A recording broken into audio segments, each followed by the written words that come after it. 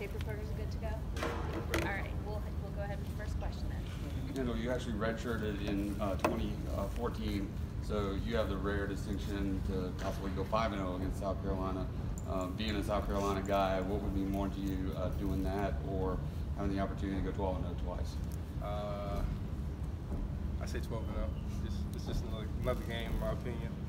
Don't get me wrong, it's definitely a pride thing with South Carolina, and I definitely want to go 5-0, but 12-0 is special, and that's just kind of how we're looking at it. The next game on the schedule, and we'll be ready. Kendall, your defense only allowed 2 touchdowns in the first half this year. Anything you can point to? Brent having a great year with the initial game plan, because oftentimes it's more of an adjustment during. Right. I think it's just both. We played really clean this year, and we've also been able to, like, if the offense is doing something we weren't prepared for, we go back to the sideline and we kind of just draw it up on the chalkboard and just figure out the adjustments we need to make. But I think it just speaks to the level of commitment we have on our defense with the leadership and guys just watching a lot of film, being ready to play, and the hard work is paying off. So we're proud to be putting up the numbers we're putting up, and we just want to finish strong. And South Carolina with Bentley, they haven't scored in the first half against you. Yeah. So what's worked against them the past 2 years?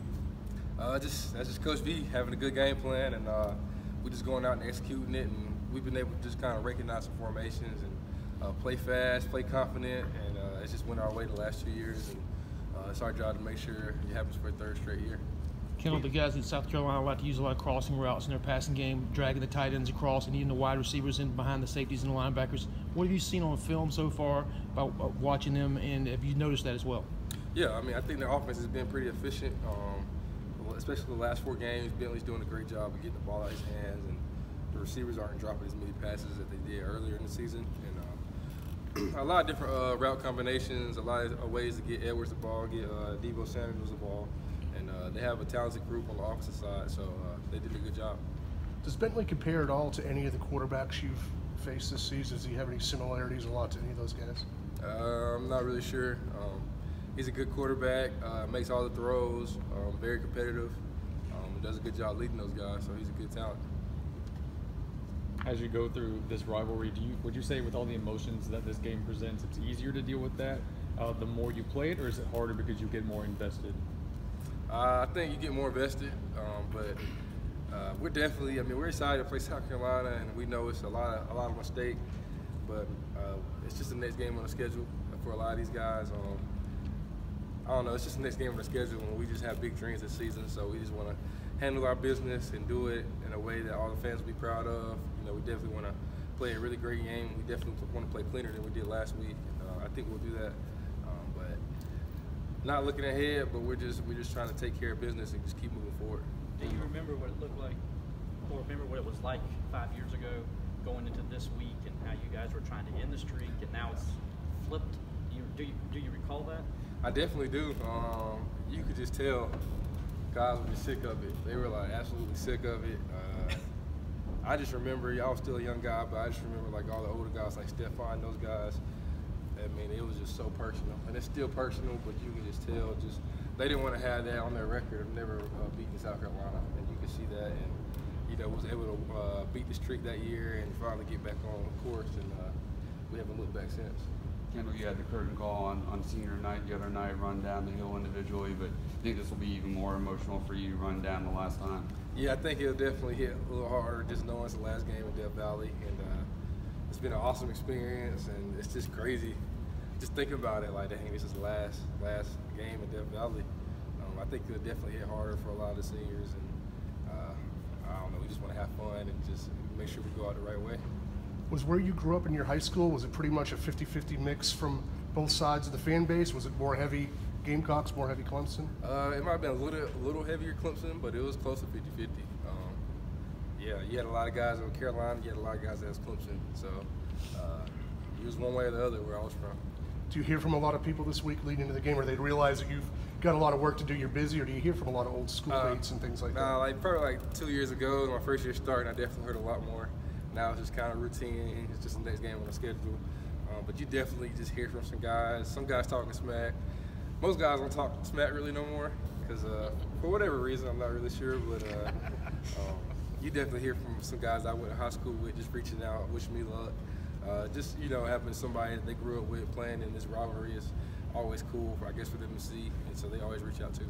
Growing up in South Carolina, do you know many players on their team, guys that you played against in high school, or maybe teammates at BHP? I know a few guys. I definitely know Debo. I played with him in the Shrombo, and he actually ended my high school career. Third round of the playoffs my senior year, we played his team, and they came out on top. And I know a few other guys I played in the Shrombo with, but mainly Debo and Casey Crosby. I played with him in the Shrombo as well, so those two guys. Some of the younger guys that are playing freshmen, this might be their first game against South Carolina, like Xavier Thomas, who obviously has a lot riding on it. Do you have to kind of temper those emotions at all, or what have you seen from him this week? He's so chill, so not really. Not really. People know it's serious, and but it's just you can't go about it any different than any other game.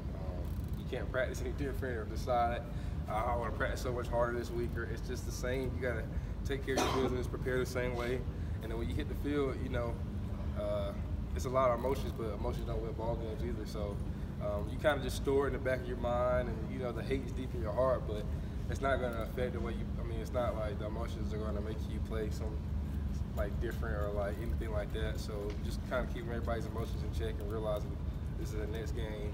Let's just handle our business. Rico Dowdle has been hurt, but I'm sure y'all are expecting to see him on Saturday. What kind of a back is he? And then that freshman also had a pretty good debut on Saturday. All of them kind of are just like really quick-feeted guys. You know, not really scat bats, but kind of in a way. Rico, he's a bigger body and he's talented. But all the backs really did had good film, and you can see where they all can handle the load. So we'll see who we get, but they're all pretty talented. Over the last, What do you think of Debo's play? He's great. Yeah, he's talented. Yeah, he's special talent, explosive, strong. He can do it all kind of ways, and yeah, he's a beast for sure. over the last 4 years of winning rivalry, going back home, have you dealt with any family members that were Gamecock fans or friends, or friends and family, anybody that kind of gave you the? Not really. You and my family, you probably a Clemson fan. You probably converted over. Or my mom wouldn't speak to you maybe, so I don't know. Like, I mean, it's some guys that they'll throw a little quick joke, but pretty much everybody's like supporting me, so it's not really that serious in my family. Everybody's kind of rooting for us, and most people, they like being on the winning side, and that's where we're at right now. So they kind of converted over. So you did have family members that needed conversion? They did need some conversion, but it was quick. My mom was a powerful woman. What was mom's speech? Yeah, she wasn't gonna be taking you talking smack to her baby. Yes. So not many fans. Like, it wasn't really many people in my family that was like Carolina fans. There's a few of them. They still are, but they definitely like root for me. They don't really talk junk because they kind of they know. From your perspective, how exactly did Clemson turn the tables on this rivalry? Just leadership. Just believing in the plan that Coach Swinney has set before us, believing in the plan Coach B sets before us, and doing things the right way, recruiting the right guys, and just sticking to the plan, believing, and eventually you'll get back right. And for that stretch, South Carolina has some really good teams, and I don't know why. Like, I remember those games, Clemson would be turning the ball over, just not playing as clean. I think a lot of that was kind of like the emotions getting in the way. And now it kind of, it's still a big pride thing, but we try to, calm the emotions and just remind ourselves we got to play clean football, and that's what wins games. Emotion doesn't win games. I think for a while they was just caught up in the emotion of it. So for us, it's just handling our business, being mature about it, and we've been able to do good so far. What would it mean being the first group to win 5 years in a row in 78 years? Yeah, it'd be awesome.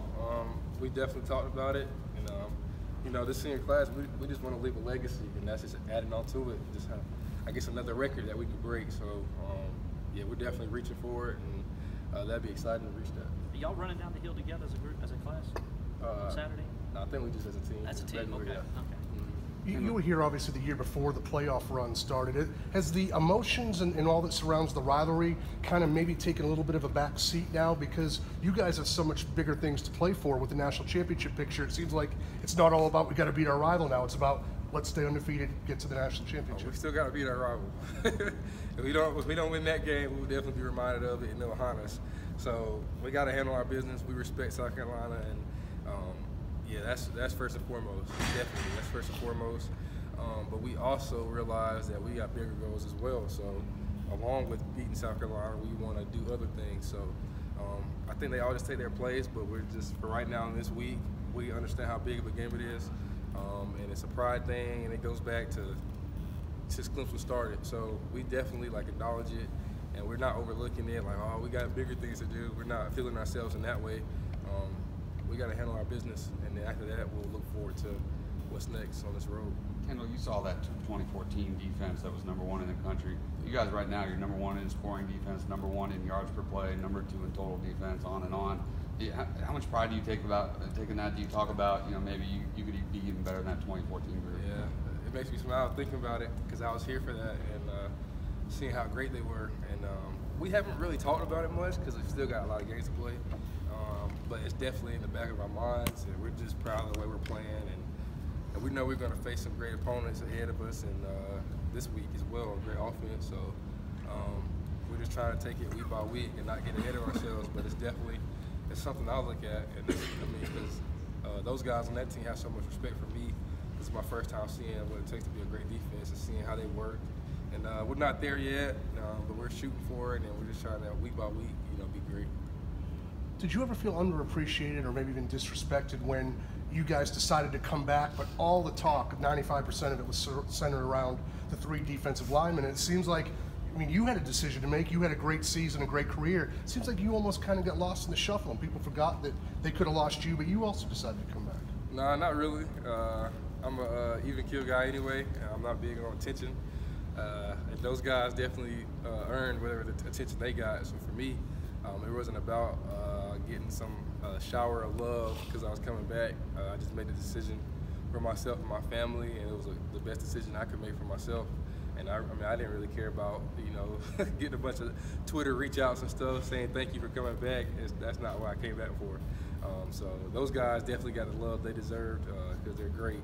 And I appreciate those guys. And I'm definitely glad they came back as well because it makes my life a lot easier playing behind those guys. But yeah, I came back just because it was what I needed in my family, yeah. Has this year lived up to what everything you expected coming back? Absolutely. There's always times I wish I could do this better. That's just as a competitor and an athlete, you always want to make more plays than you did. But for me, I think I've elevated my game. I know the defense better, and just this season has been tremendous. Just the camaraderie we have on this team, the brotherhood we have, it's special. And I would have hated I missed this, so I'm so glad. And even when I ran down the hill swing, it was like, I'm so thankful you came back, and I'm like, I am too, because I needed it. And I'm just glad I did. It's been a great season. Kendall, you're an in-state guy. Explain to me, how do you tell the guys from out of state, the guys from Kansas, the guys from Ohio, the guys from Louisiana, what this rivalry is all about? I think they have to experience it first. I think you have to grow into it. Coach Sweeney definitely kind of let them know on Monday. He kind of gave them the introduction for the guys that don't know, and he does it better than anybody could. But until you've kind of invested in it yourself, you can't just show up and just automatically have a hate maybe. But once you've invested into it and you kind of see what it's all about, you see the hate that's between the two teams, the amount of disrespect that Coach Sweeney has faced throughout the years. It'll come up on you, and you'll kind of understand what it's all about. So I think it just takes time, and eventually they'll see, okay, this is serious. So. When you see the Justin Rosses, the Trevor Lawrences, the Xavier Thomases, these freshmen doing such great things, making immediate contributions, you ever feel old at all? You look at the age of those guys and go, yeah. wow, I'm like, yeah, I just turned 23 yesterday, and some guys 18. I'm old. Like it kind of hurts me a little bit, but it's awesome to just see guys that talented. But talent, is good, but just the mental ability they have, how mature they are, I think that's just what's really impressive. Anybody can have talent, but to be able to handle that load, handle school, just coming into college, and still be able to perform at a high level, that's what's really impressive because they're just young men trying to figure out their way in life, and you got football, you got a lot going on, and to be able to handle all that and still come out and practice hard day by day, handle the tutoring, handle the schoolwork, it's a lot on their plates, and they've been able to handle it, so that's what's most impressive to me. With Thanksgiving on Thursday, what does a Thanksgiving Day plate look like for you? Yeah, I'm gonna have my mac and cheese, my dressing, some green beans, and then I'm not a big turkey fan. I think it's overrated. I like the ham better. So I had some ham on there, and then I'm a big pumpkin pie guy, so I gotta have the pumpkin pie on the side. Sweet potato's good, overrated. Pumpkin pie's better, so I'll have that on the side. And, yeah, I can't wait. I'll bring a few guys with me, and we'll go to my great aunt's house. My whole family will be there, and we'll eat good. You get a little birthday cake too? I didn't get a cake. I did. Well, I'm tripping. I did get a cake. On Sunday, my mom made me a cake. I don't want her to see this. I was thinking about it yesterday, but on Sunday I went to my grandparents' house and she cooked me a cake. And she cooked me some good food, and I had lots of love down there. So thanks, Ma, for the apple cake. It was awesome. How close is your great aunt from here, and is it the same teammates that generally come with you year after year? Yeah, same teammates. She lives in Ava, so I guess 35 minutes from here. And usually Austin Bryant, Adam Choice come with me. Mylan Richard might come, and I don't know, some more might tag along, but Adam and Austin came with me every year, so it's tradition right now. Else? Thanks.